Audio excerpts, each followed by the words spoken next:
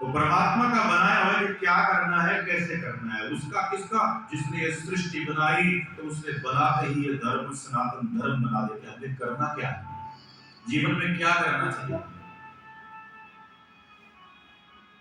अनेकों का जो है यहाँ पर एक नहीं कहते, मानो सबको,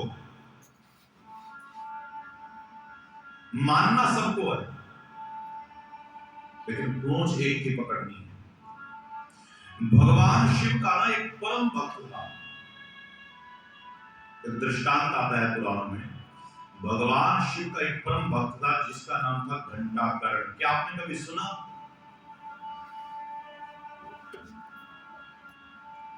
भगवान शिव का कितना अनन्य भक्त था, और नाम से ही आप जान गए होंगे कि नाम क्या है उसका, घंटाकर्ण। मतलब ये करता क्या था, ये अपने कानों में घंटे लटका के रखता था, बड़े बड़े, जैसे कुंडल लटकाते हैं ना, वैसे ये घंटे लटकाता था, बड़े बड़े घड़ियाल। और छोटा नहीं था, यह विशाल काय यक्ष था, इसलिए इसका नाम पड़ गया घंटाकर्ण। तो अब आप सोच रहे होंगे कि भाई घंटा कान में क्यों लटकाता था? इसलिए लटकाता था, यह शिव का अनन्य भक्त था और शिव के अलावा किसी और का नाम सुनना नहीं चाहता था। और कहीं पर कोई नाम ले रहा है ना, नारायण का, राम का, किसी का, तो ये ना ऐसे गर्दन हिला करके चलता है। दूसरे को परेशानी हो तो हो, पर कहते हैं मुझे मेरे कानों में दूसरे का नाम ना आए, ऐसा अनन्य भक्त था। तो भगवान शिव की बड़ी उपासना की इसने।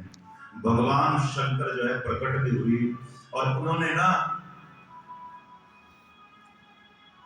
काशी में एक स्वयंभू लिंग प्रकट हुआ,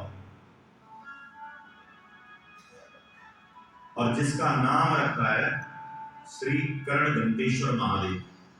किसी घंटाकर्ण देवता पर ही जो है वो स्वयंभू लिंग जो है प्रकट हुआ वहां, और उसका नाम रख दिया श्री कर्ण घंटेश्वर महादेव, जिसकी पूजा ये नित्य करता था। और भगवान ने, भोलेनाथ ने इस घंटाकर्ण को ना अपना पार्षद बना लिया। कितनी अनन्य भक्ति।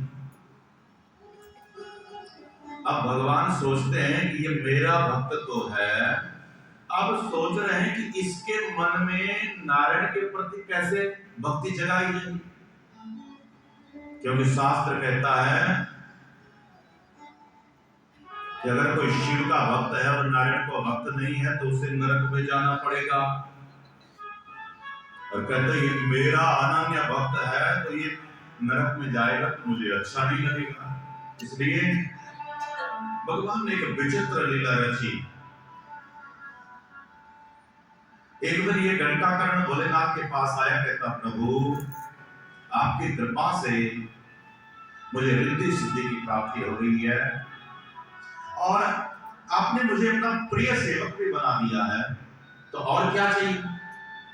पार्षद बना दिया हो, बड़ा प्रेम हो, प्रभु अब मुझे ऐसा ज्ञान दीजिए कि मैं मुक्त हो जाऊं। देखो काशी में तो आया है ना, काशी में तो हर किसी को मुक्ति मिल जाती है, तो ऐसा क्या दिक्कत थी कि भाई इसको मुक्ति नहीं मिल रही? ये कहता है कि भाई शंकर जी कहते हैं कि मैंने सब कुछ तो दे दिया, जितना मेरे पास था वो मैंने तुझे दे दिया, लेकिन भाई मैं तुझे जो है मोक्ष नहीं दे सकता। इसलिए मोक्ष कौन दे सकता है? नारायण। मोक्ष का डिपार्टमेंट कहते हैं नारायण के पास है, मैं नहीं दे सकता। अपने भक्त को बदलना चाहते हैं ना, कहते क्या करें? कहते नारायण की भक्ति करो,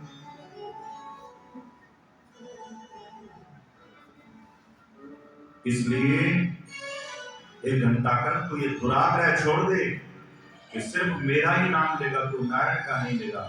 भाई जो नारायण का नाम नहीं लेता तो नरक में निश्चित जाता है, इसलिए सोच ले। तो घंटाकर्ण जो है फिर काशी से सीधा बद्रीनाथ पहुंच गए। बद्रीनाथ गए हैं आप लोग? कोई गया है यहाँ से बद्रीनाथ?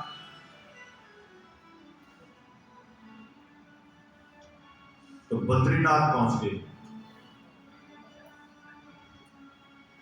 क्योंकि नारायण ने कहा है कि शिव मेरा हृदय, और शिव ने कहा है कि नारायण मेरा हृदय। शिवस्य हृदयं विष्णु, विष्णोश्च हृदयं शिव।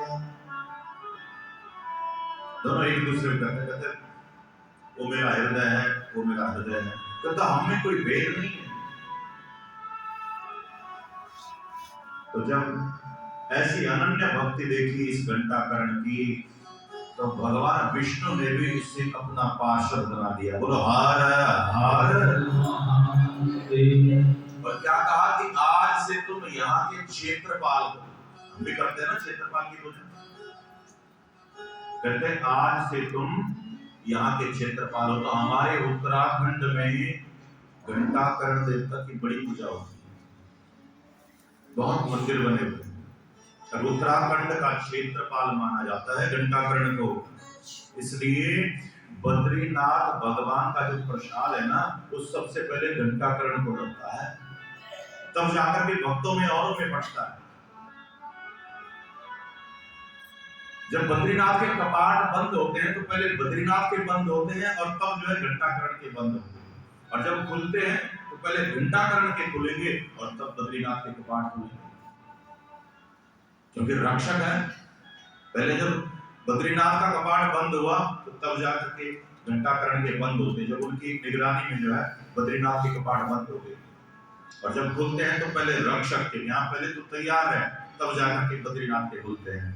इसलिए उत्तराखंड में इनको घंटाकर्ण महादेव भी कहते हैं। बोलो घंटाकर्ण महादेव की जय।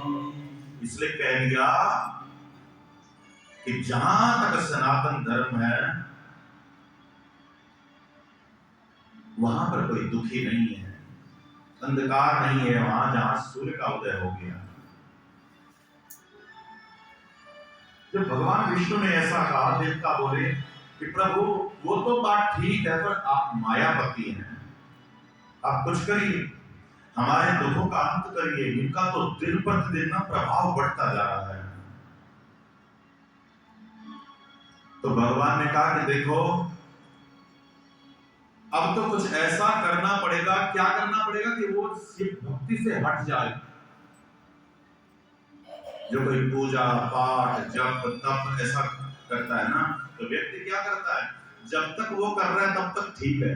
कई लोगों को हमने कहते सुना है, कहते कि बस पहले मैं बहुत करता पूजा पाठ जप तप, कहते अब होता नहीं। अरे भाई, जिसने पहले किया है, जो पहले से करता आ रहा है, बाद में यार ऐसा क्या हो गया कि बाद में हो ही नहीं रहा। बाद में तो आदत हो जानी चाहिए ना। नशे वाला कभी कहता है कि मैं पहले बहुत नशा करता था पर अब हो नहीं रहा। बाय द वे तो ऐसा कहने के लिए वो जीवित ही नहीं रहता, इतना ज्यादा कर देता है। तो दिन पर दिन कोई दवाई खाते हो तो ऐसा होता है जब बंद हो गई, नहीं कहते पहले हम एक गोली खाते थे लेकिन अब 2 शुरू कर दी। तो पूजा के लिए कोई नहीं कहता कि पहले हम एक माला फेरते थे और हमने 2 शुरू कर दी। नहीं, ऐसा जरूर है पहले बहुत बैठते थे पर अपना होती नहीं। तो भगवान नारायण ने ऐसी माया रची कि धीरे धीरे ये तीनों असुर, तारकाक्ष, बिंदुमाली और कमलाक्ष जो है, धीरे धीरे सनातन धर्म से, वैदिक धर्म से दूर हो गई। बोलो हर हर महादेव। जब सनातन धर्म से दूर हो गए तो स्त्रियों ने भी अपने पातिव्रत धर्म को छोड़ दिया, वो भी बिगड़ गई। और जहां पर ये दिक्कतें आती है कि पूजा नहीं हो रही, पाठ नहीं हो रहा, जप नहीं हो रहा, तप नहीं हो रहा, तो धीरे धीरे वहां से लक्ष्मी भी चली जाती है।